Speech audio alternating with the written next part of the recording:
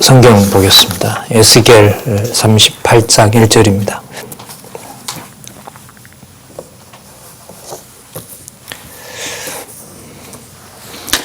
제가 읽겠습니다.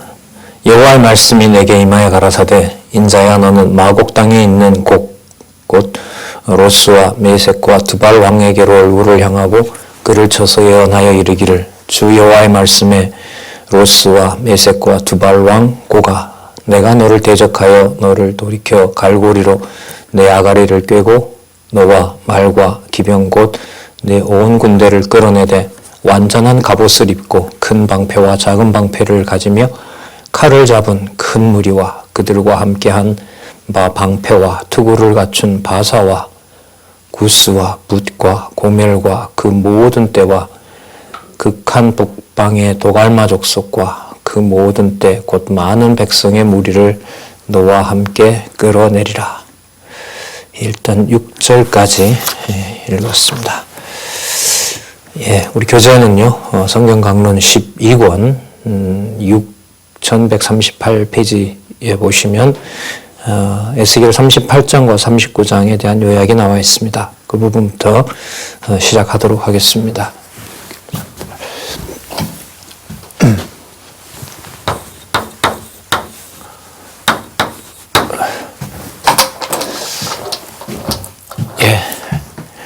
지금 오늘 읽어본 본문이 여기 있죠. 38장과 39장은 그 마곡에 대한 멸망을 예고하고 그리고 회복시켜준다는 거죠. 회복은 물론 이제 유다 백성을 회복한다는 겁니다. 이 마곡은 거슬러 올라가면 그 야벳 족속입니다. 야벳 족속이고 지금으로 말하면 서부 유럽, 이른바 선진 유럽이라고 하는 그 서부 유럽보다 북쪽에 있었던 나라들이죠. 그 핀란드를 중심으로 오른쪽으로 소련으로 이어지는 그 울창한 그 나무들이 많고요. 어마어마하게 추운 땅이죠. 그야말로 이제 성경에서는 이 북쪽 지방을 굉장히 그 무서운 야만인으로, 무서운 족속으로 하나님께서 그 키워놓고 있습니다. 그래서 과거에 소련이 그 세계의 절반을 차지할 때요, 미국과 이제 냉전 시대 때 많은 그 종말론자들이 이 마곡이 이제 공산주의가 왔기 때문에 곧 이제 예수님께서 오셔서 이 마곡이 계시록 그 20장인가 또 나오거든요. 그러니까 이제 예수님 오실 때가 됐다고 하여튼 한 20여 년 전에 이제 요란한 적이 있었습니다. 그 부분만 보고. 그래서 공산주의는 곧 예수님 오실 징조다 이렇게 이제 세대주의자들이 해석했는데 아니죠. 그런 건 아닙니다. 자, 어쨌든 이 마곡은 야벳 족속입니다. 그 바벨론 세력들 그리고 더 나아가서 이제 이스라엘 족속과 연관을 시키죠. 그러니까 셈 족속인 그 이스라엘을 그 다음에 그 셈 족속의 이스라엘을 회복시키는 과정에 하나님께서 여러 제국들에게 사용하는 도구로 이 마곡을 씁니다. 여러분 이 3위니까요. 앞에 2가 있었죠. 2에는 누가 나왔냐면 에돔 족속이 나왔어요. 세일 그 산 그들을 하나님께서 치시면서 유다 백성을 회복한다 그랬고 뭐 그렇게 설명을 해도 유다 백성에 대한 회복 예언은 충분합니다. 그런데 이제 그 숨겨놨던 세력이기도 하죠. 이 마곡에 대해서 그 야벳 쪽 저 북쪽에 숨겨놨던 이 마곡을 얼마나 무서운 세력인지를 이제 거론합니다. 그걸 움직이겠다는 거예요, 여호와께서는. 여호와께서 움직이지 않으면 그냥 그곳에 살 뿐이에요. 그런데 그 세력들로 하여금 연합 세력까지 만들어서 남쪽 유다를 치게 하시겠다는 겁니다. 그러니까 바벨론 세력에게 지금 이 말씀이 망한 다음에 지금 얘기를 해주는 건데요.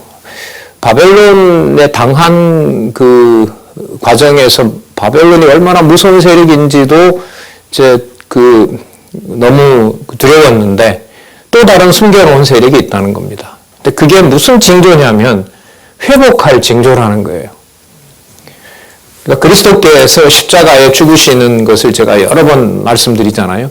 마태, 마가, 누가, 요한복음에 나타난 예수님의 죽음이 다릅니다. 의미가.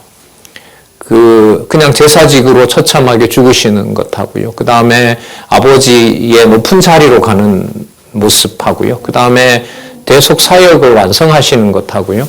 그리고 그분이 바로 하나님께로 가셔야 될 하나님이라는 그 내용들이 무서운 세력을 하나님께서 로마 제국을 통해서 그리스도를 죽이도록 내어주지만 그게 바로 회복의 징조라는 겁니다. 이거는 우리 이해로 접근을 할 수가 없습니다. 이해되는 내용과는 전혀 다른 하나님께서 깨닫게 하셔야 될 내용입니다. 자, 그 회복 예언을 하신 다음에 이제 마고까지 그렇게 하신다고 하시면서 에스겔을 성신 여호와의 신을 주시면서 하늘에 속한 성전과 국토를 보여주십니다. 아주 놀랍죠. 지금 나중에 본문에 나옵니다마는 앞으로 돌아갈 1차 귀환이 536년에 일어나는데요. 536년 그 시기를 밝혀놓고 있으니까요. 한 37년, 그러니까 반 정도 1차 침략을 당해서 살았어요. 1차 침략으로 보면 반이 지난 거고요. 3차 침략으로 보면은 아직도 이제 한 50년 넘게 살아야 되고요. 37년 남았으니까 그 57년이니까 3차 포로 때 잡혀온 사람들로 보면 이제 3차에 걸쳐서 귀환이 일어나니까요. 그러니까 3번에 걸쳐서 망하고 3번에 걸쳐서 귀환을 시키거든요. 여호와께서. 그러니까 첫 번째 망하고 첫 번째 돌아갈 사람들로 보면 한 절반 왔고요. 나중에 이제 마지막에 잡혀왔고 마지막에 돌아갈 사람들로 보면 짧게는 50년, 60년 남았고요. 그 나중에 제사 회복과 관련된 느헤미야와 관련된 그 성곽 그 회복과 관련돼서 보면 한 7, 80년 남은 거예요. 어쨌든 바벨론에게 망해 있는 상황이에요. 그리고 시간이 지났기 때문에 예루살렘 성전도 다 허물어져서 거기엔 이제 야수들이 우글거린다고 얘기하잖아요. 흔적도 없이 북쪽 이스라엘은 다 사라졌고요. 그런데 성전이 있다는 거예요. 준비됐다는 거예요. 하늘에 있는 성전을 보여주면서 지으라고 하는 게 아니라 지어진 성전을 측량하라고 얘기를 합니다. 솔로몬 성전의 땅 전체로 보면은 한 50배가 돼요. 솔로몬 성전에는 50m인데 이거는 한 5배 정도 돼요. 한 250m 그 정방형으로 되니까요. 그 솔로몬 성전보다 규모가 크죠.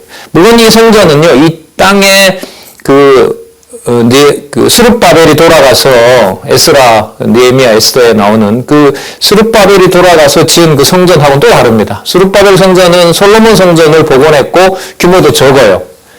규모도 적게 이제 회복이 되는데 에스겔에게 보여준 성전, 그리고 그 성전의 지성소에서부터 물이 흘러나오면서 국토가 만들어져요.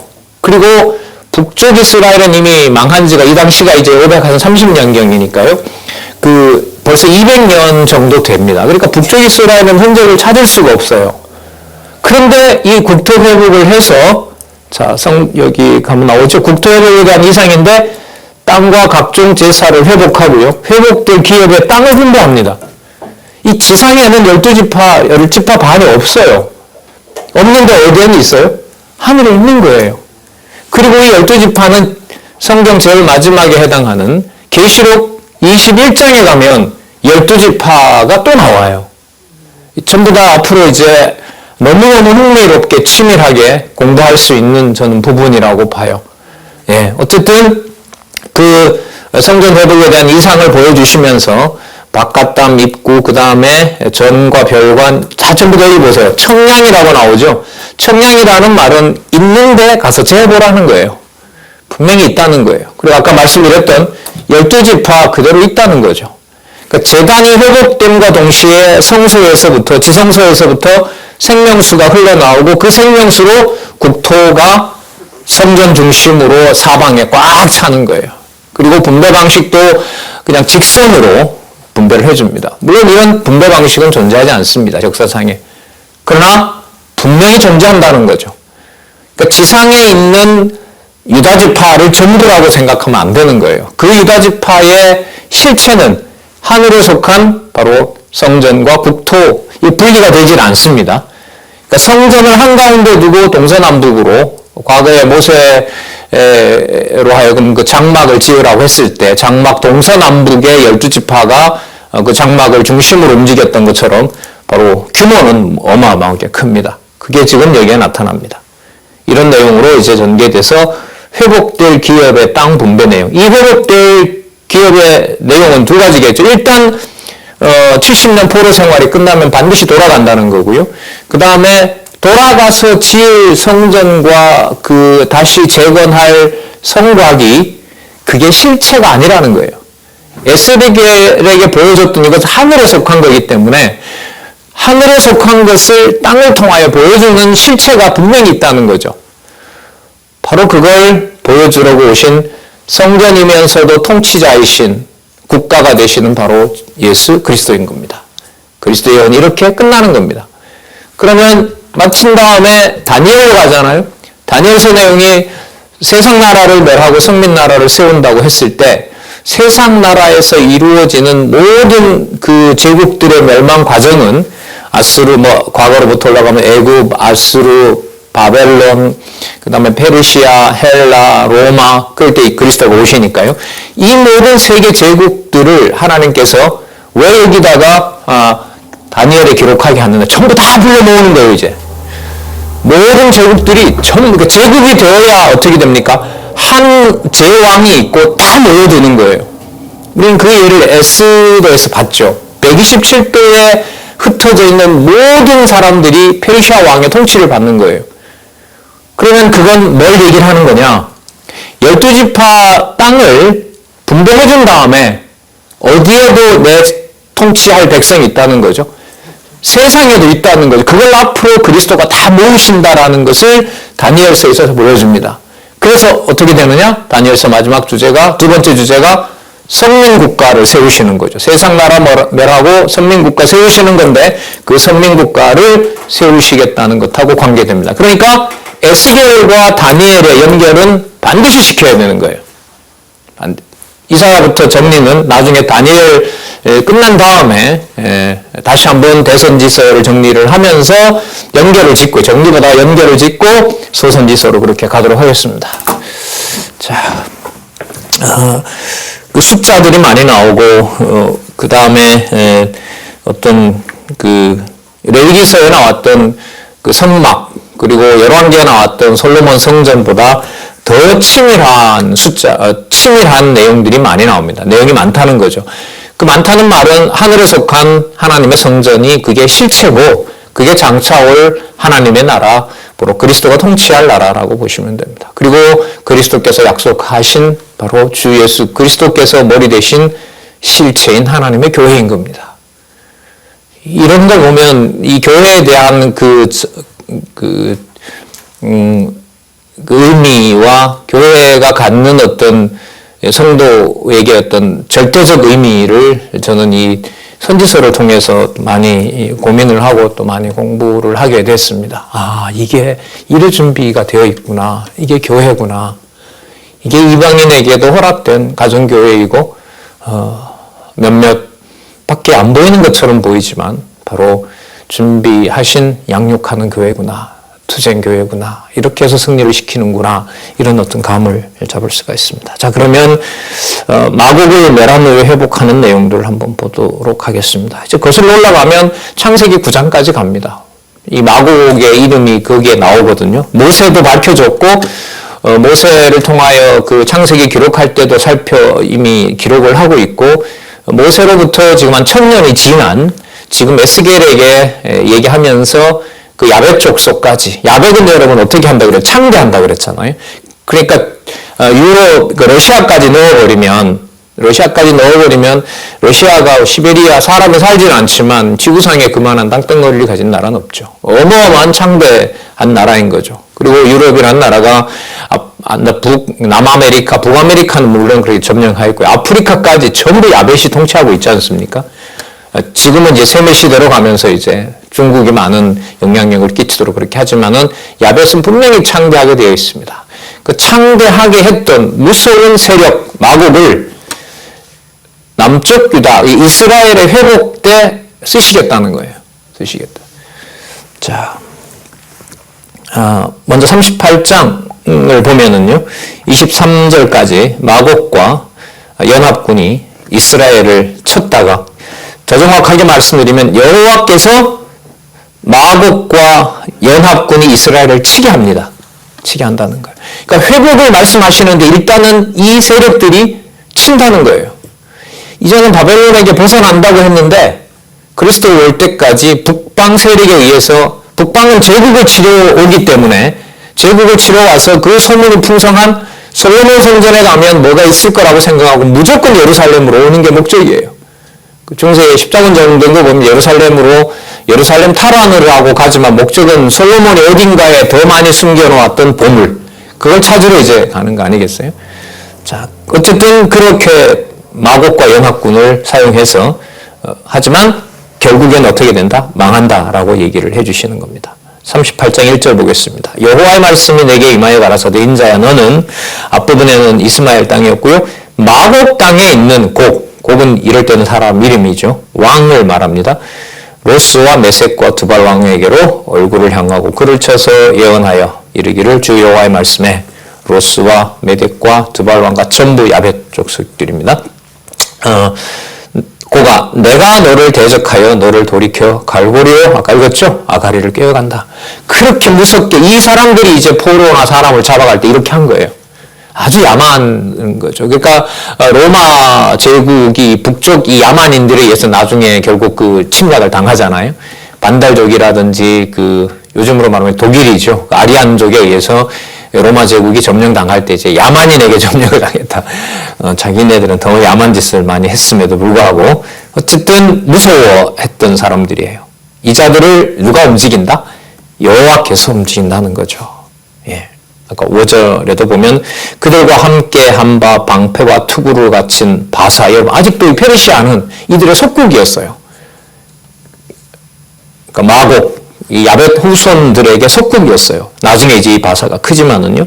구스는 여러분이 함족속이죠. 붓도 함족속이에요. 고멜은 요즘으로 말하는 지역이 어디냐면 터키니까요. 생족 계열이기도 하고 이제 섞여 있는 혼합 족속들이죠. 그 모든 때와 극한 북방의 도갈마 족속과 이 도갈마 족속도 야벳의 후손입니다. 그 모든 때 곧 많은 백성의 무리를 너와 함께 끌어내리라. 그럼 마곡뿐만 아니라 마곡과 연합군이 함까지 가세를 하면서 어떻게 한다는 거죠? 이스라엘을 괴롭히게 된다는 겁니다. 그리고 그들을 내가 다 치겠다는 겁니다.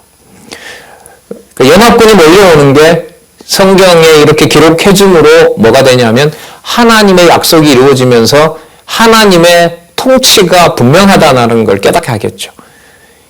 이게 기록이 있고 없고 차이가 바로 이렇게 다른 겁니다. 말씀을 듣게 하는 것과 듣지 않게 하는 차이도 같이 충분히 생각해 볼 수 있겠죠.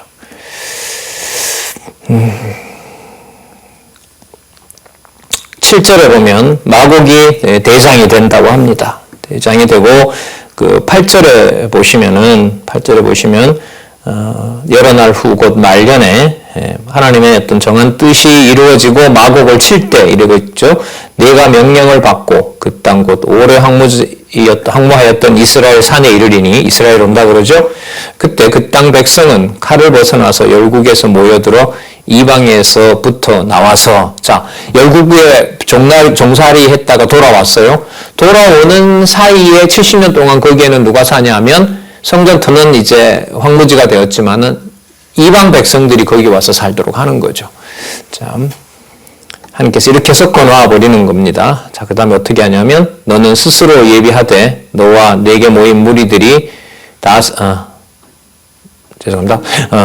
그 땅 백성은 칼을 벗어나서 열국에서부터 모여 들어오며 이방에서부터 나와서 다 평안히 거하는 중이라. 네가 올라오되 너와 네 모든 때와 너와 함께한 많은 백성이 광풍같이 이루고, 얼마나 무서워요. 이 회복된 후에 이렇게 일어난다는 겁니다. 광풍같이 이루고 구름같이 땅을 덮으리라. 나주 여호와가 말하노라. 그날에 네 마음에 여러 가지 생각이 나서 악한 꾀로 말하기를 내가 평원의 고을들로 올라가리라. 성벽도 없고 문이나 빗장도 없어도 염려 없이 다 평안히 거하는 백성에게 가서 물건을 겁탈하며 노력하리라. 그러니까 그 말 그대로 여러분 샬롬이잖아요. 그 평화의 땅에 이제 무장되어 있지도 않는데 이 무서운 연합군 세력이 몰려오게 된다는 겁니다. 그걸 여호와께서 작정해 놓으신 거죠. 그러니까 여러분 이 지금 맥락이 모으시는 맥락인데요. 이 모으심을 유대인 중심으로 생각해서는 안 되고요.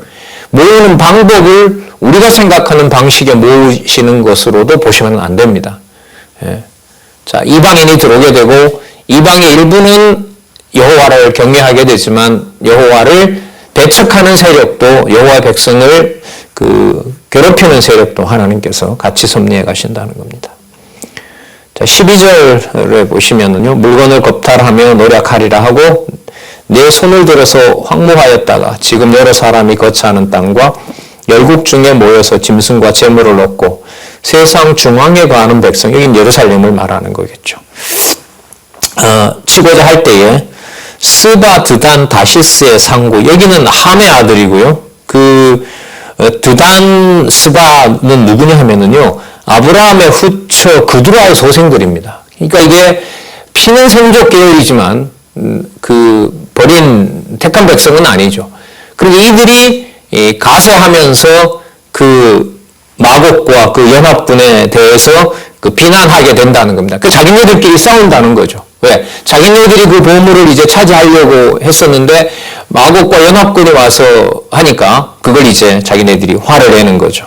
그래서 13절 끝에 보면 짐승과 재물을 취하여 물건을 크게 약탈하여 가고자 하느냐? 이렇게 이제 따진다는 겁니다. 자, 이럴 때 14절 인자여 너는 예언해라. 고객에게 뭐라고 하냐면 주 여호와의 말씀에 내 백성 이스라엘이 평안히 거하는 날에 내가 어찌 그것을 알지 못하겠느냐. 내가 내 고토 극한 북방에서 많은 백성 곧 다 말 타는 큰 떼와 군대를 가지고 오지만은 16절 보세요. 구름이 땅에 덮임같이 내 백성 이스라엘을 치러 오리라. 고가 끝날에 내가 너를 이끌어다가 누구를 치게 한다고요? 내 땅을 치게 하리라. 그 다음 말씀 보세요. 16절 체크하시기 바랍니다. 이는 내가 너로 말미암아 이방 사람의 목전에서 내 거룩함을 나타내어 그들로 다 나를 알게 하리라. 그러니까 주변에 다 알려졌어요. 여기 살던 아까 그드라의 우성들인 스바, 드단, 다시스의 장사꾼들, 또 부자들, 장사꾼들과 그드라의 소생, 그러니까 택한 이스라엘 백성이 아니죠. 이들은 그들에게 소문이 날 정도로 마곡의 연합군이 와서 내 백성 이스라엘을 치게 한다는 거죠.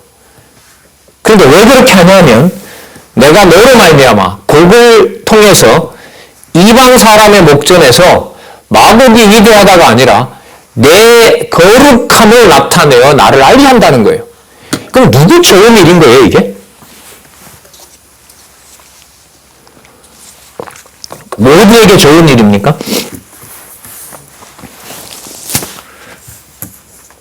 유다를 일단 친다는 거잖아요. 이스라엘을 쳐서 마곡이 승리를 일단 하는 거죠. 그리고 마곡이 승리하면서 이걸 바로 여호와의 거룩함이라고 알려주는 거예요. 마곡이 강해서 그런 것이 아니라. 그러면서 이스라엘 백성들이 자랑하고 자기네들이 아브라함의 후손이라고 했던 바로 그런 것들을 우습게 만들어버리는 거죠. 언약의 자손을 이방이 치는데 그게 바로 목적이 뭐냐 하면 하나님의 거룩함을 나타내는 징조가 된다는 겁니다. 그리고 하나님을 알려준다는 겁니다. 그러니까 이 회복이라는 것을 누구 기준으로 보시면 안 될까요? 모으시는 것을 유다, 이스라엘 백성 중심으로 보면 안 됩니다. 그리고 무조건 그러면 이방인을 위한다고 할 수도 있어요? 아닌 거예요.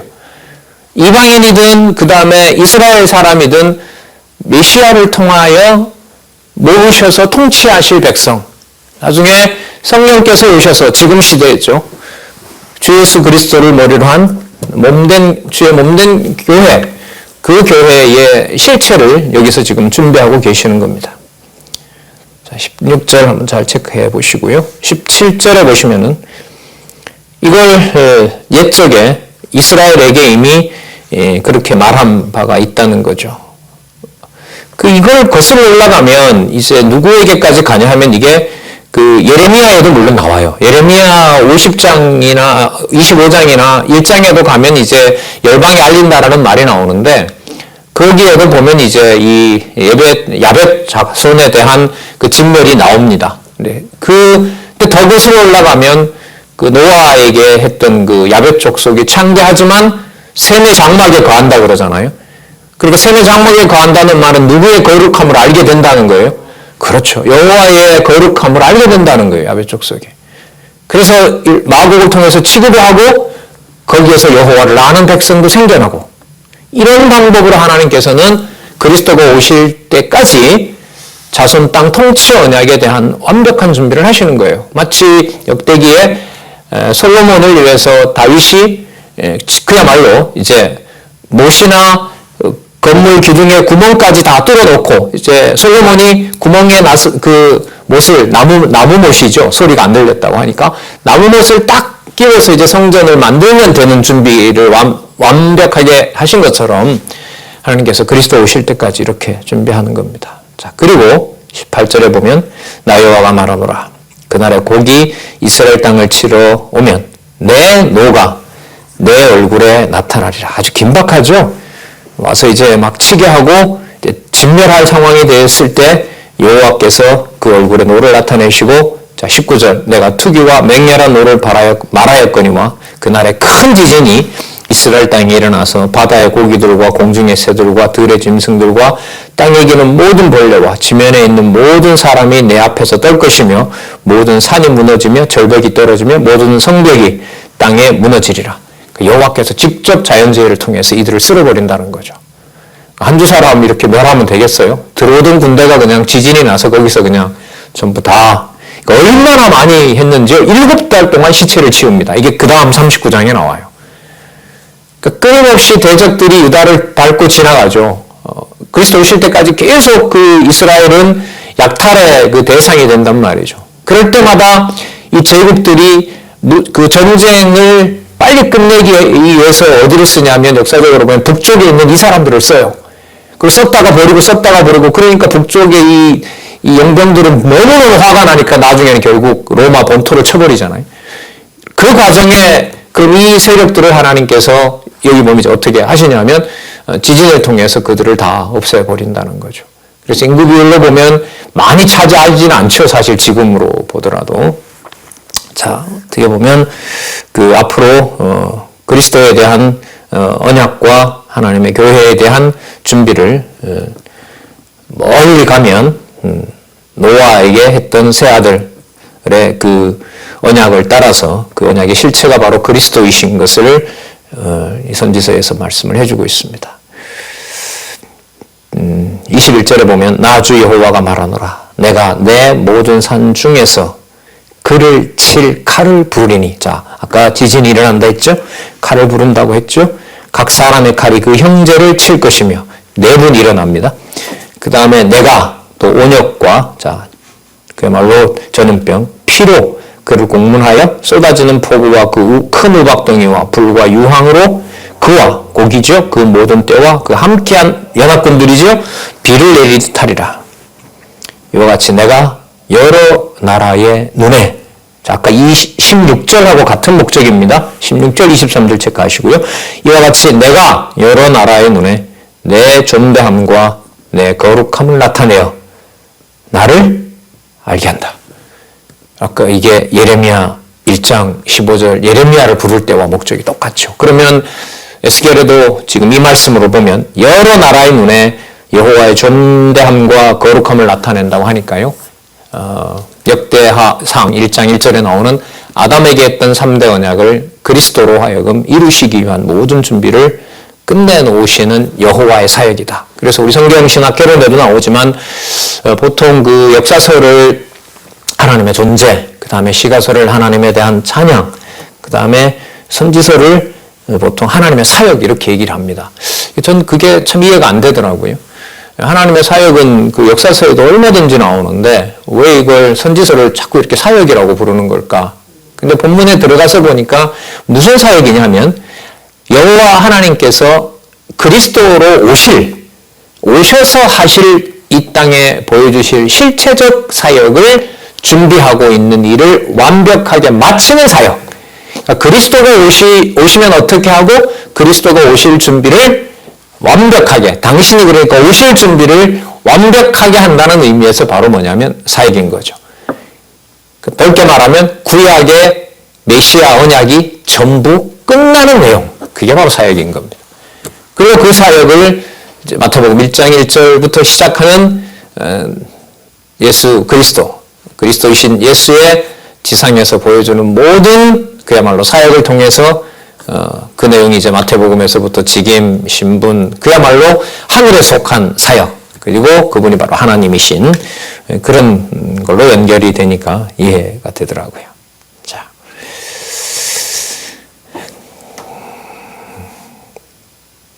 참 섭리하시는 방법이 상상을 초월하죠. 그러니까 이런 거죠. 이해가 안 되는 거예요. 자기 적자를 버리면서 종을도 챙기는 걸 자기 아들 눈앞에서 보여주면서 아버지가 얼마나 위대한지를 사람들에게 알려주겠다. 이런 경우인 거예요. 이걸 본 아들이 어떻게 받아들이겠어요? 이걸 이해할 수가 있겠습니까? 안 된다는 거죠. 그 예수님께서도 오셔서 물론 구약에 다 약속되어 있죠. 시기나고 질투하게 한다는 거예요. 그 이방인들이 여호와를 부르는데 견디지 못하는 거예요. 이 유대인들이. 그래서 예수님 보고 요한복음에 그러잖아요. 그 기적을 너 이름으로 그냥 해라. 왜 할 때 자꾸 여호와 하나님이 한다고 하냐. 너 이름대로 해라. 그럼 우리가 가만히 있겠다. 그러니까 무슨 말을 쓰는 걸 못 견뎌요.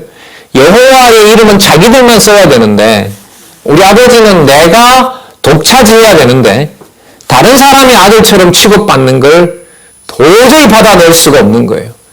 그래서 이제는 매스컴을 통해서 다 손안에 이제는 다 정보를 알고 있으니까 얼마나 많은 우리가 말하는 상식 밖의 일들이 벌어지게 됩니까? 지금 이 경우를 이방에게 여러 나라의 눈에 여호와의 존대함과 거룩함을 나타내어 여호와를 알게 한다는 바로 이 계시사역에서 알 수가 있는 거죠. 그러면 여러분 우리 시대에도 하나님의 교회를 중심으로 지상에서 일어나는 가까운 역사 또 앞으로 일어날 역사에서 하나님의 이름을 존대하고 하나님의 이름을 거룩하게 하시는 사역을 누가 하신다는 거죠? 여호와께서 하신다는 거예요. 그래서 지난번에도 나왔죠? 제1계명 제일 중요하죠. 나 외에 다른 신을 두지 말라. 우상을 만들지 말라. 내 이름을 왕년길에 걸지 말라. 그 모든 여호와의 이름 관리를 누가 직접 하신다는 겁니까? 여호와께서 하시는 거예요. 우리는 적자도 아니잖아요. 이방인으로서 그것도 이 극동에서 짧은 기간 속에 성경을 볼 수 있는 어마어마한 복을 받고 지금도 믿지 않는 유대인들과는 전혀 질적으로 다른 삶을 살게 하면서 하나님 살아계신 것을 하시라도 잊어버리지 않게 하시는 이 놀라운 사역이 지금 그야말로 이 한국교회에 머물고 있는 거죠. 이런 복은 예수님이 말씀하신 것처럼 솔로몬의 부귀영화와도 비교할 수 없다라고 얘기를 하시잖아요. 그런 어떤 진리의 기둥이 확고한 그런 시대에 여러분들과 제가 살고 있습니다.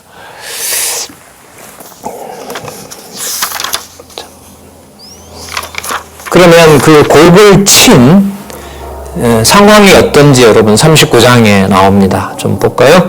6144페이지 39장 1절에서부터 29절까지 마곡을 멸해, 마곡의 왕 곡이었죠. 그 마곡을 멸해 이스라엘 땅과 백성을 회복합니다. 그 징조가 뭐냐면 7달 동안 시체를 치워요. 얼마나 많이 왔는지 하고 그 다음에 거룩한 이름 여호와의 영광을 나타낸다는 말씀이 나옵니다. 아까 그러면 16절과 아까 38장 16절과 아까 23절이었죠? 23절에 있는 여호와의 이름을 드러낸다는 것하고 직결됩니다. 자, 그럼 먼저 한번 이 부분을 보고 그 근본 목적이니까요. 살펴보고 본문을 좀 발췌해서 보도록 그렇게 하겠습니다. 7절을 한번 일단 보시기 바랍니다. 39장 7절. 내가 내 거룩한 이름을 내 백성 이스라엘 가운데 알게 하여 다시는 내 거룩한 이름을 더럽히지 않게 하리니 열국이 나를 여호와와 이스라엘의 거룩한 자인 줄 알리라. 그러니까 이스라엘이 관리를 잘해서 여호와의 이름이 성전에 보관되는 게 아니라는 거예요. 이제 내가 하겠다는 거예요. 내가. 그래서 사흘 만에 지어라. 내가 일으키겠다고 하는 겁니다. 그런데 어떻게 성령께서 오셔서 세우신 교회의 머리를 사람이 해요? 이건 가정교회에서부터 예외가 아니죠. 요즘 다 커가는 애들 얼굴 볼 때마다 제가 눈을 어떨 땐 잘 마주치지 못하겠어요. 과거의 악행이 자꾸 떠올라서. 참 어떻게 보면 어떨 때는 숨고 싶을 때도 많아요. 목까지는 말씀을 더 배워서 나 같은 짓은 하지 말아라고 하고 싶은데 그것도 웃기는 얘기인 거죠.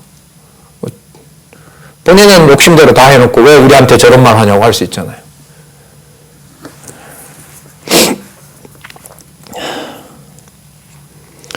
열국이 나를 여호와 곧 이스라엘의 거룩한 자인 줄 알리라 하셨다라.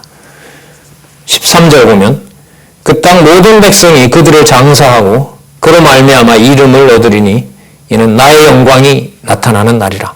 맞죠? 자, 21절 한번 보겠습니다. 내가 너의 영광을 열국 중에 나타내어 열국으로 나의 행한 심판과 내가 그 이후에 나타낸 권능을 보게 한다. 분명히 들어와 있죠? 이스라엘 나라 중심을 실체로 바꿔나가는 과정이 분명한 거예요. 이 선지서는. 그래서 선지서 이해가 부족하면 예수에 의한 성취, 마태복음부터 사도행전은 거의 그냥 지나갑니다.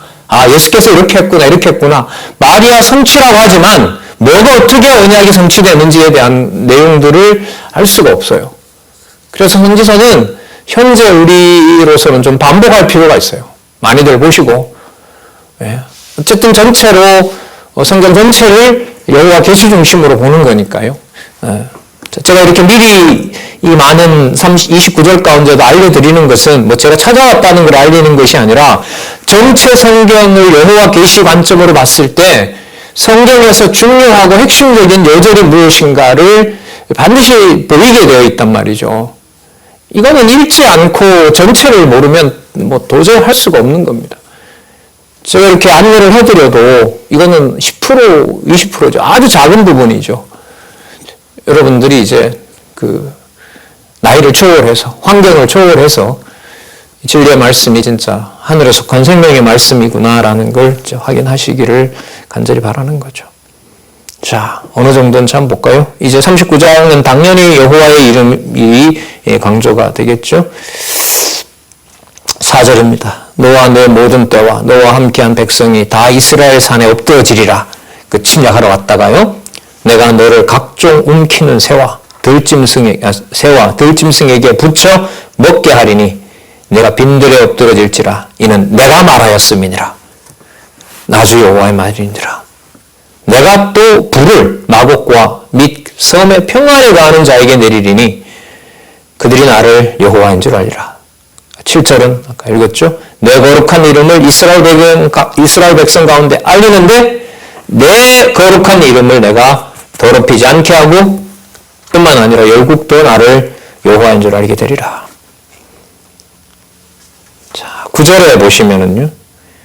이스라엘 성읍들의 거한 자가 나가서 그 병기를 불피워 사르되 전쟁이 끝났으니까요. 시체가 널려 있으니까 큰 방패와 작은 방패와 활과 살과 몽둥이와 창을 취하여 7년 동안 불피우리라.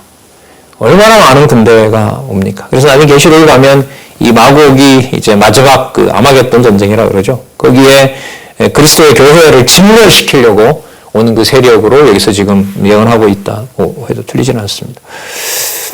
그런 상징을 가지고 있는 거죠. 11절에 볼까요? 그날에 내가 곡을 위하여 이스라엘 땅 곧 바다 동편 사람의 통행하는 골짜기를 브레셋 둘은 시돈 지역입니다. 그걸 전부 매장지로 주겠대요. 통행하던 것을 막아버리고요. 사람이 거기서 곡과 그 모든 무리를 장사하고 그 이름을 하몬곡의 골짜기. 무슨 뜻이냐면 여러 무리들이 마구 묻혀있는데 이런 뜻인 거예요. 그러니까 매장지, 공동묘지 이렇게 되는 거죠. 아까 마곡과 연합군이었다고 했잖아요. 12절 이스라엘 족속이 7달 동안에 그들을 장사하여 그 땅을 정결케 할 것이라. 그게 정결하게 하는 과정인 겁니다. 그리고 13절에 아까 읽었죠? 이는 나의 영광이 나타나는 날이라. 14절에 볼까요? 그들이 사람을 택하여 그 땅에 늘 순행하며 장사할 사람으로 더불어 지면에 남아있는 시체를 장사하여 그 땅을 정결케 할 것이라. 7달 후에 그들이 살펴보되 순행하는 자가 그 땅으로 통행하다가 사람의 뼈를 보면 그 곁에 표를 세워 장사하는 자. 그러니까 무슨 사람이 따로 있는 거죠. 시체를 치우는 사람을 따로 둬야 돼요. 생활은 해야 되니까. 그리고 하몬국 골짜기에 장사하게 된다. 그래서 성의 이름도 하모나라고 짓는답니다. 무리라는 뜻이죠. 군중. 그 다음에 또 강조하죠. 그들이 이와 같이 그 땅을 뭐 하게 된다? 정결케 하게 된다. 대적을 직면하지 않으면 땅은 정결해질 수가 없죠. 그러니까 이게 진리투쟁이 교회의 본질이 맞는 거예요. 투쟁을 통한 성취, 우리 에베소서부터 나오잖아요. 에베소서부터 무장해서 빌레몬으로 화평의 복음으로 하나 되게 한 다음에 히브리서에서부터 그리스도 외에 다른 걸 추구하는 유대주의, 세속주의, 적그리스도를 배척하도록 하는 투쟁을 전개하시는데 그 내용은 지금으로 말하면 비진리인 거죠. 가정교회에서부터 침투하는 세속주의와 그리스도를 머리로 두지 않으려고 하는 그런 사악한 마음과 세력에 대해서 하나님의 말씀으로 양육하는 것하고 직결되는 문제겠죠. 그리고 짐승들이, 각종 새와 들짐승들이 잔치를 벌인다고 해요. 시체를 먹어야 되니까. 그 17절 끝에 보면 나오죠. 너희는 사방에서 모여서 고기를 먹으며 피를 마셔라. 이런 여호와를 어떻게 소개할까요? 손자들, 손녀들한테.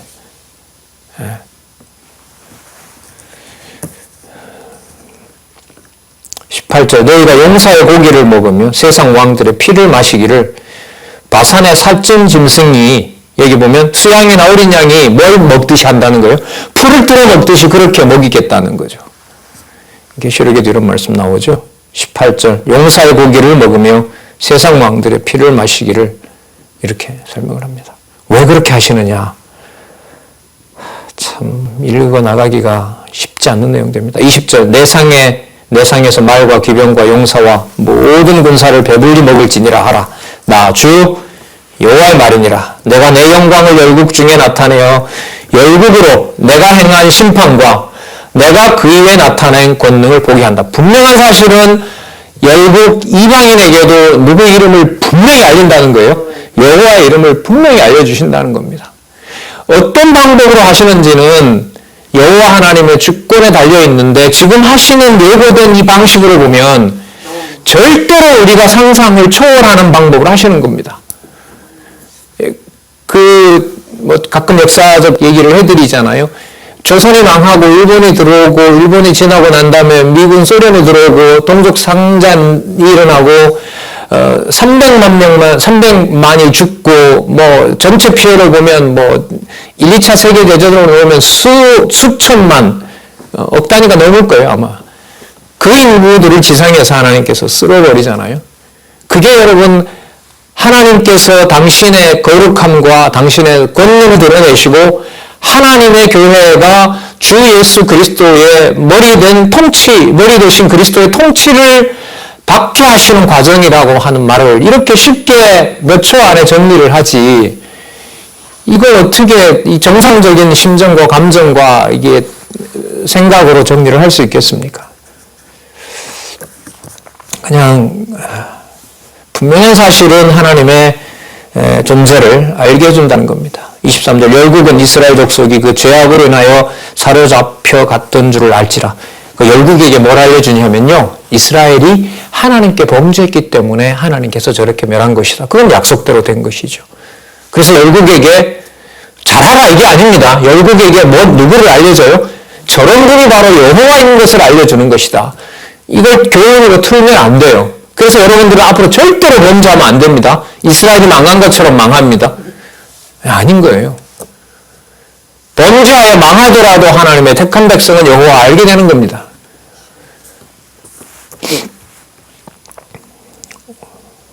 자기 좋을 대로 막 쓴다고요? 여호와께서 알아서 치시겠죠. 24절 내가 그들의 더러움과 그들의 범죄한 대로 행하여 그들에게 내 얼굴을 가리웠느니라. 하나님의 얼굴을 가리워서 그렇게 된 것이다. 그러니까 여호와께서 여호와의 심판을 행한 일이 이스라엘이 저렇게 망가진 것이다. 그들에게 알려준 여호와가 그리스도의 어떤 유대인에 대한 그 진노, 여호와의 그 판결과 책망은 바로 여기에 근거하고 있는 거예요. 25절 그러므로 나주 여호와가 말하노라.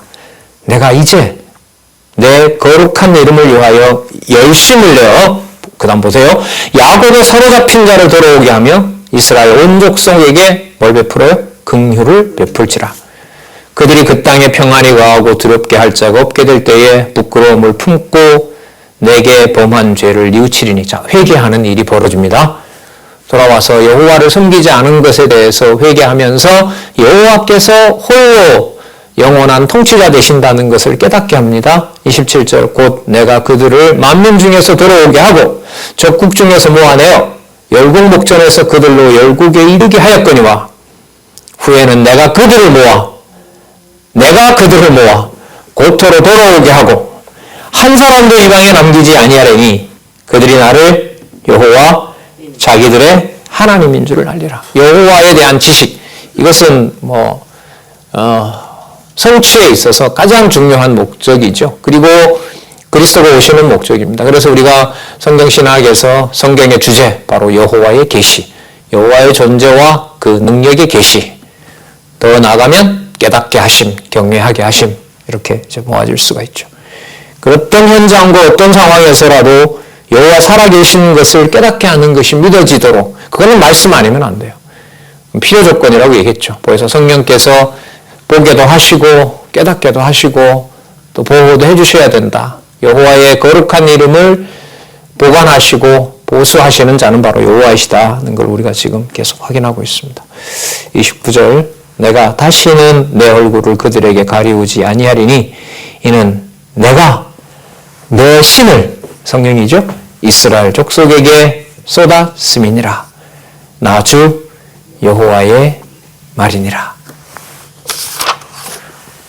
그런 게 어디 있습니까? 라고 물으면 그래? 그러면 40장부터 내가 보여주겠다. 이렇게 되는 거예요. 그런 하나님 이름이 관리되는 데가 어디에 있습니까? 그게 바로 하늘에 있다. 그게 여러분 이제 40장에서부터 48장까지 하늘에 속한 성전, 그리고 준비되어 있는 성전, 앞으로 오실 그리스도의 나라, 하나님의 교회, 바로 전체에 대한 회복 내용들이 여기에 나타납니다. 자, 우리 잠시 쉬셨다가요.